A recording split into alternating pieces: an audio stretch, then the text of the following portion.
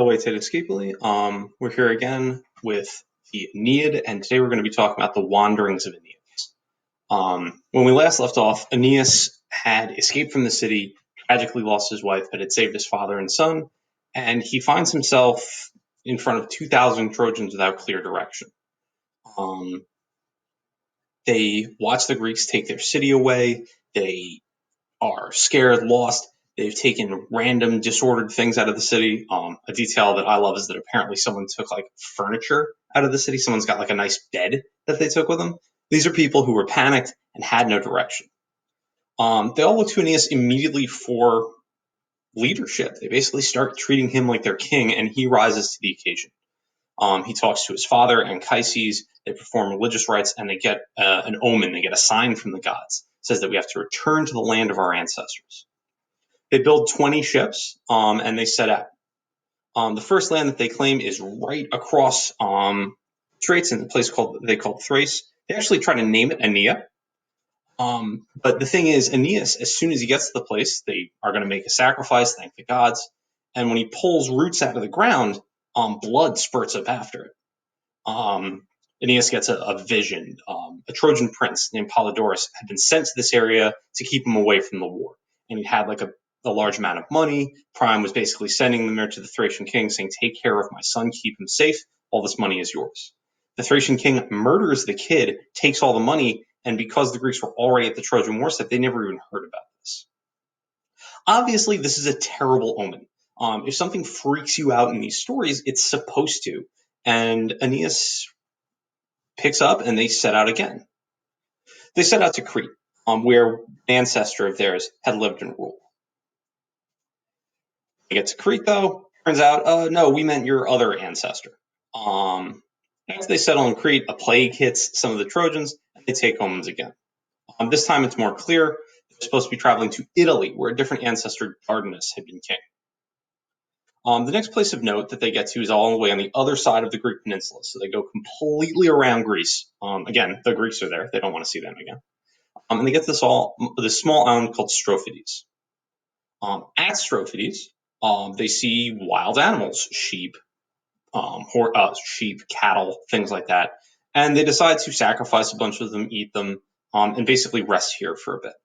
And this is where Aeneas sees his next, great, obstacle, the next great thing in the way. Aeneas goes through an awful lot of difficulty to get to where he's going. This is the Harpies. Harpies appear a couple of times in Greek myth. They have the head and torso of women, the wings and feet of birds, and generally they are foul. They're monstrous.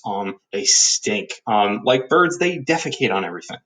So as Aeneas is setting all this up, these huge bird-like shapes flap down from the sky. They sort of appear to be these harpies who scream and yell at them.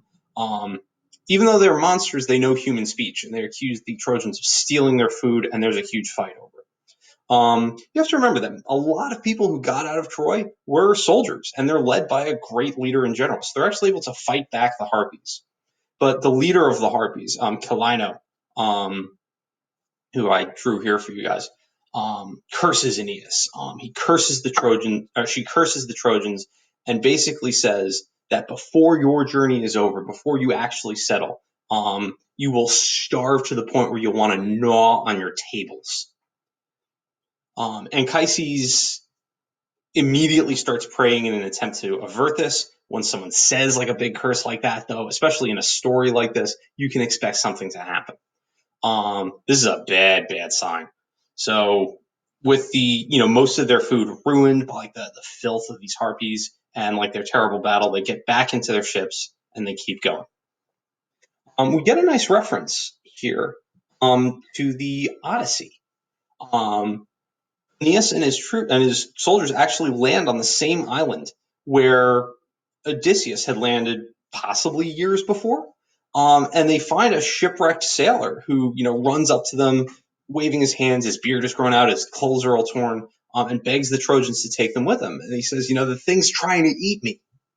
And it's at that moment that they see this huge giant rise up over the hill, and they all start backing water and getting back out into the bay as fast as they can. The great Cyclops Polyphemus, blinded by Odysseus and his men, has been shepherding his sheep and doing his thing. And he actually runs down into the sea when he hears the snap of the sails and the beat of the oars running after Aeneas, but he can't catch up with him. He's a really terrible sight. His one great eye is all bandaged up. He's using a whole tree as sort of a cane to feel his way around. And this one crewman, who Aeneas and the Trojans had saved, there basically says, he recognizes that they're Trojans. I think, if I remember correctly, he actually spots that Aeneas, like there, he recognizes Aeneas from some point on the battlefield and says, you know what, you've saved me, fine. Full disclosure, I'm one of Odysseus' sailors. Even if you guys kill me, it's better than being eaten by that awful thing.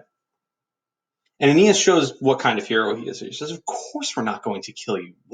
And asks for the dude's story and what happened. Here's the awful thing about Odysseus and his men being trapped in the Cyclops cave.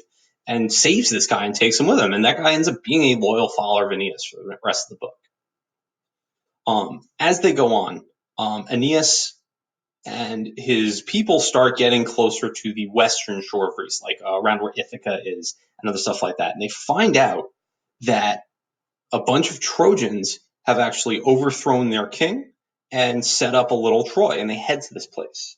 The place is called Bothrotum, but a lot of the Trojans are just calling it Little Troy at this point. The Greek king who's been killed is Pyrrhus, that crazy one that we'd seen before, that son of Achilles who killed King Priam. He had killed Hector's son, like infant child, Astyanax. He'd taken his wife Andromache as a concubine, and a prince of Troy, this guy Helenos, who was a seer. When Aeneas sees little Troy, he looks into it. He searches in vain for friends, loved ones. A lot of his crew is doing the same. And the place looks like a smaller version of Troy. They've rebuilt a bunch of the buildings.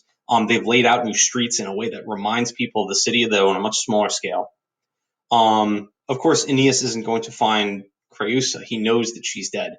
But you actually get sort of an exchange of Trojans here. Some of them also feel very pained staying there and decide to go with Aeneas, and some of his crew decides to stay there in the Trojans. Pyrrhus had been killed by another Greek king. He had been especially cruel and nasty and everything, so none of his people were particularly sad to see him go.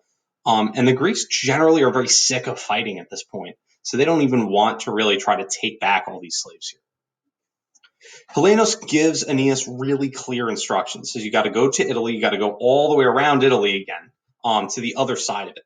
On the way there, you're going to pass a really nasty strait between Sicily and the Italian mainland. Don't go; it's full of monsters and whirlpools. If you read the Odyssey, he's forced to go through it at some point, and it's terrible for him. Aeneas decides to go all the way around Sicily instead, and finds out exactly where he has to go. Helenos tells him you need to find the Tiber River.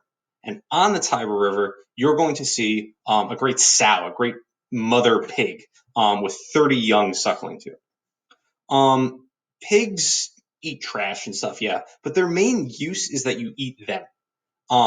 They're not plow animals, they're not war animals or anything like that. So the pig and all of its children, especially with that huge number of children, represents like the future prosperity that's going to happen.